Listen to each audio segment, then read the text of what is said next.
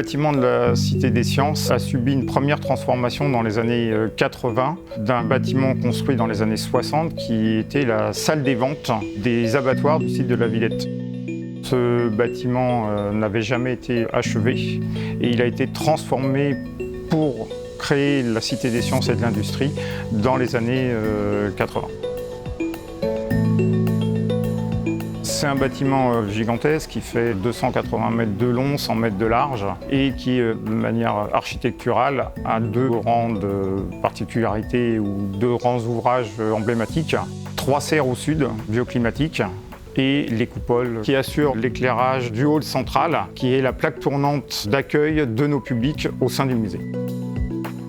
L'objet de la Cité des Sciences et de l'Industrie, c'est de vulgariser les sciences et les techniques auprès du public. Et ce bâtiment en lui-même est un bâtiment technique. Ça fait presque partie de l'exposition. Quand vous êtes dans le hall, vous levez les yeux, c'est quand même assez monstrueux ce qu'on voit au-dessus et on se demande comment ça tient. C'est quelque chose de très léger dans sa conception.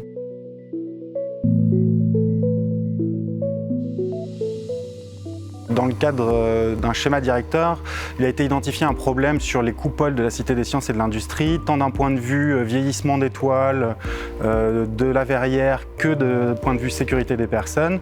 Et il a été décidé d'anticiper une opération de travaux de remplacement à neuf des coupoles textiles et des verrières.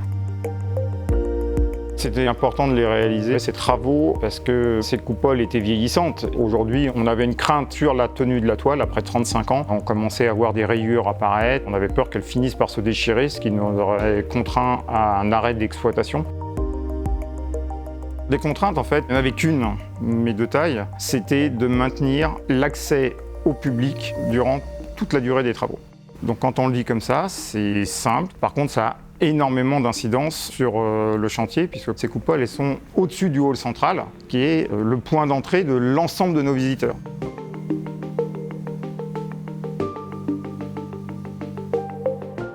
L'opération est compliquée, c'est un bien qui appartient à l'État, donc l'OPIC dépend du ministère de la Culture et n'intervient que sur des bâtiments culturels.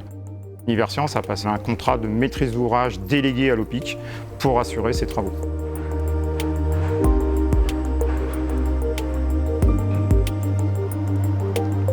On a toute une structure échafaudée qui nous permet d'accéder à nos zones de travaux, qui sont les 2 coupoles. Ces 2 coupoles sont fermées en sous-face par des bâches qui permettent de récolter tout ce qui est eau, dégradation de peinture et autres.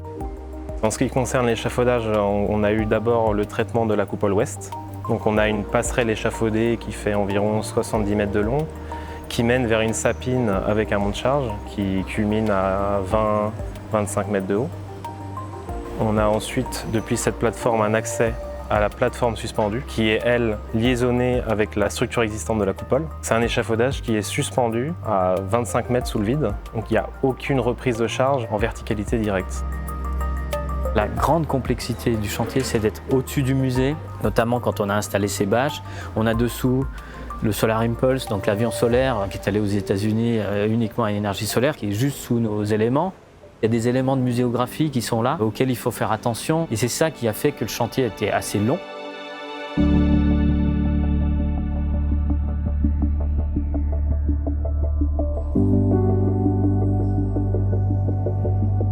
Comment cette tenségrité avait été traitée en termes de finition? Alors effectivement, elle était peinte. Et donc ces peintures ont une durée de vie qui est loin d'être éternelle. Et donc là, je pense qu'on avait très certainement dépassé la date de péremption de la peinture. Et donc il a fallu la décaper, ce qui s'est révélé assez difficile pour les questions d'absence de nuisance, puisqu'on devait faire un chantier aussi discret que possible, donc pas de bruit, donc pas trop de technique mécanique avec des compresseurs, du sable et tout ça. Ça a été fait avec des décapants chimiques, mais qui devaient ne pas avoir de solvants qui eux-mêmes auraient généré des odeurs de chimie dans le musée. Ça a été assez compliqué, ce d'autant plus que les couches qui avaient été mises en œuvre en 90 étaient très généreuses. Il y avait vraiment, comme on dit familièrement, des tartines de peinture sur ces éléments, enfin en tout cas par endroits. Sous la coupole, qui est quand même la partie supérieure de l'atrium, qui est soumise au rayonnement solaire et dans lequel s'accumule tout l'air chaud de l'atrium. C'était des conditions un peu tropicales, donc c'était assez délicat, assez difficile.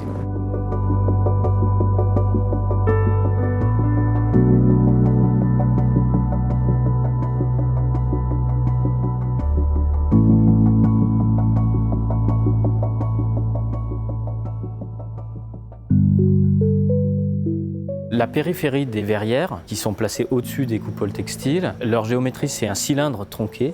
La façade qui forme cet élément-là sont des éléments qui sont cintrés. Tout le bardage existant a été remplacé. On a déposé l'ancien bardage pour le remplacer par un nouveau bardage avec une isolation de qualité supérieure. Les anciens panneaux ont été démontés, descendus à la corde sur la toiture pour être évacués et les nouveaux ont été montés sur place et donc a été mise en œuvre une tyrolienne qui est un mât qui est installé sur la structure métallique au sommet de la verrière. L'idée, c'est de ne pas venir les faire glisser sur la toile pour ne pas risquer de la perforer et de rompre l'étanchéité du musée.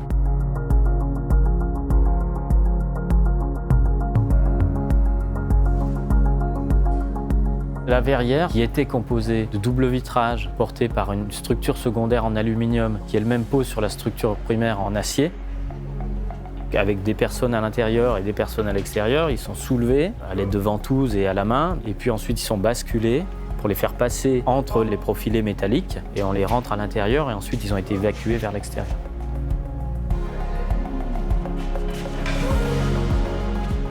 Donc ça c'est la première étape. Une fois que l'ensemble des vitrages ont été déposés, là on a accès à la structure métallique et donc on a pu, en sciant des tronçons, enlever les profils aluminium, les évacuer et ensuite on a enlevé un certain nombre de poutres métalliques de la structure primaire de la verrière, donc là qui ont été aussi tronçonnées par morceaux et évacués par l'intérieur de la Cité des Sciences.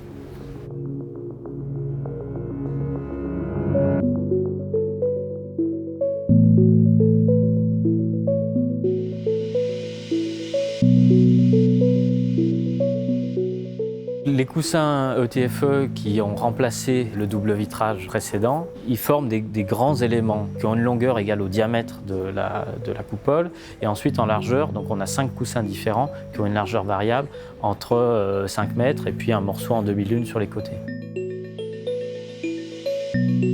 Donc c'est une poche qui est composée de plusieurs couches, il y a 3 chambres dans nos coussins. On hisse ces paquets qu'on vient ensuite fixer sur la périphérie.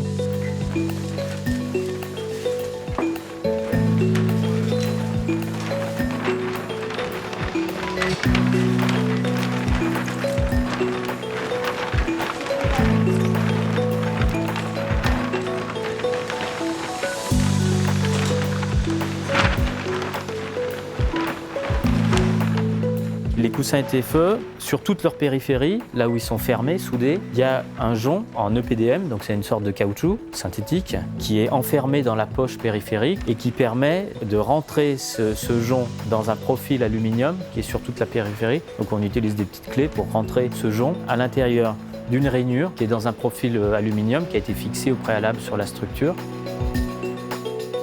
Et donc on accroche ça sur une rive et ensuite on tend. C'est fait manuellement et puis avec des tire forts et des sangles pour pouvoir appliquer une première tension. On obtient une sorte de peau de tambour qui est tendue sur ses extrémités. Ensuite, on insère des petits plats métalliques pour être sûr de maintenir ce jonc dans la rainure. Et ensuite, on vient visser un capot en aluminium sur l'extérieur qui assure le maintien complet des coussins en cas de dépression par le vent ou de pression par la neige, etc. Une fois que ça s'est installé, on peut insuffler l'air à l'intérieur sous pression pour pouvoir gonfler les coussins. Donc ça prend quelques heures pour gonfler complètement le coussin. Le système est en place, il est étanche et structurellement maintenu sur la périphérie.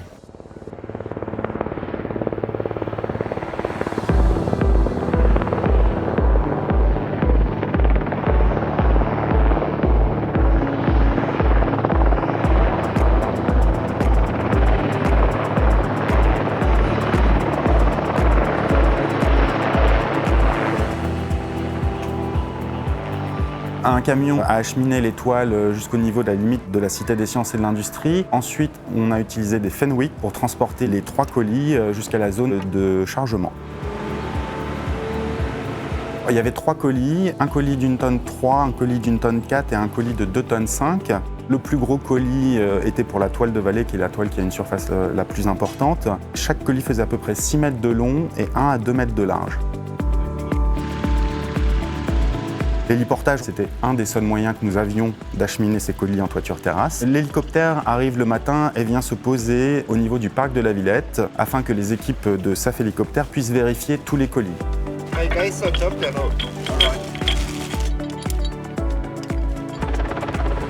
Une fois qu'ils ont vérifié le bon conditionnement des colis, l'hélicoptère décolle et vient charger les colis et les poser en toiture terrasse. L'hélicoptère a fait 3 allers-retours, un pour chaque colis. Les zones de pose sur la toiture terrasse étaient bien identifiées et ont nécessité des renforts structurels pour venir poser les colis. Pour réussir à faire voler un hélicoptère dans Paris, il faut avoir une autorisation de la part de la Direction générale de l'aviation civile, car le survol de Paris est interdit.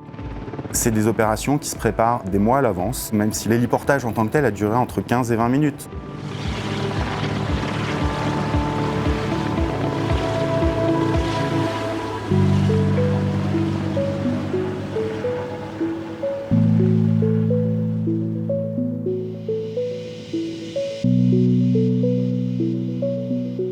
Il a été décidé de garder l'ancienne toile extérieure pour garder l'étanchéité de la Cité des Sciences à tout moment.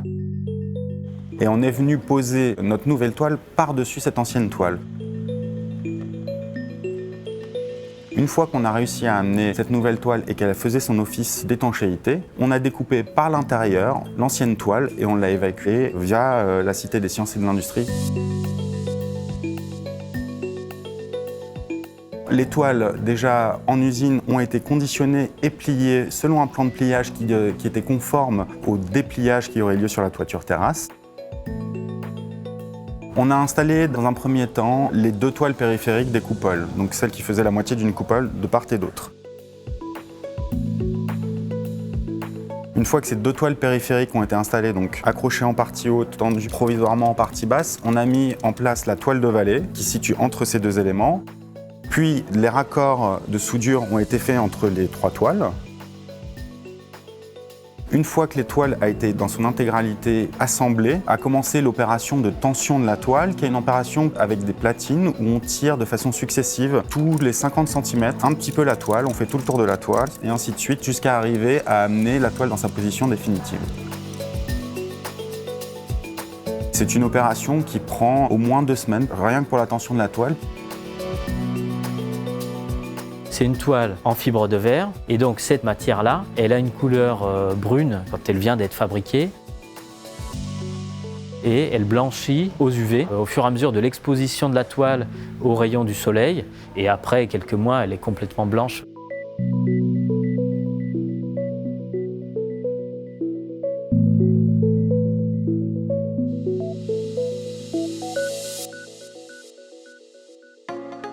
C'est une opération démarrée en 2016 qu'on va conclure en 2022, donc ça fait déjà 6 ans qu'on travaille dessus, depuis le lancement de la consultation jusqu'à la réalisation des travaux. Tout a été réalisé conformément au programme initial, ce qui est très satisfaisant d'un point de vue conduite de l'opération. On a mis en place des procédés innovants avec des appréciations techniques expérimentales, à la fois sur les coussins gonflables, à la fois sur la toile. C'est une opération très intéressante, très technique, qui s'est bien déroulée. Bien évidemment qu'on est satisfait du résultat puisque les objectifs sont atteints. On a maintenu les coupoles dans leur vision d'origine en améliorant la luminosité, ce qui était un des challenges d'origine. Quand on voit les images du chantier terminé maintenant, on a quand même une transmission lumineuse qui est bien meilleure que précédemment. On permet d'améliorer les propriétés thermiques de l'enveloppe tout en améliorant aussi l'apport de lumière naturelle au milieu du musée. Donc on gagne en fait sous les 2 tableaux, donc c'est assez satisfaisant. C'était un chantier passionnant de A à Z, c'est quelque chose de complètement atypique du point de vue de l'OPIC. C'est des opérations qu'on n'a pas l'occasion de conduire de façon fréquente puisque la toile tendue a un milieu très spécifique. Par ailleurs, une des grosses complexités de ce chantier a été de le faire en site occupé et de réussir à ne jamais fermer la Cité des Sciences et de l'Industrie avec succès au cours de toute l'opération.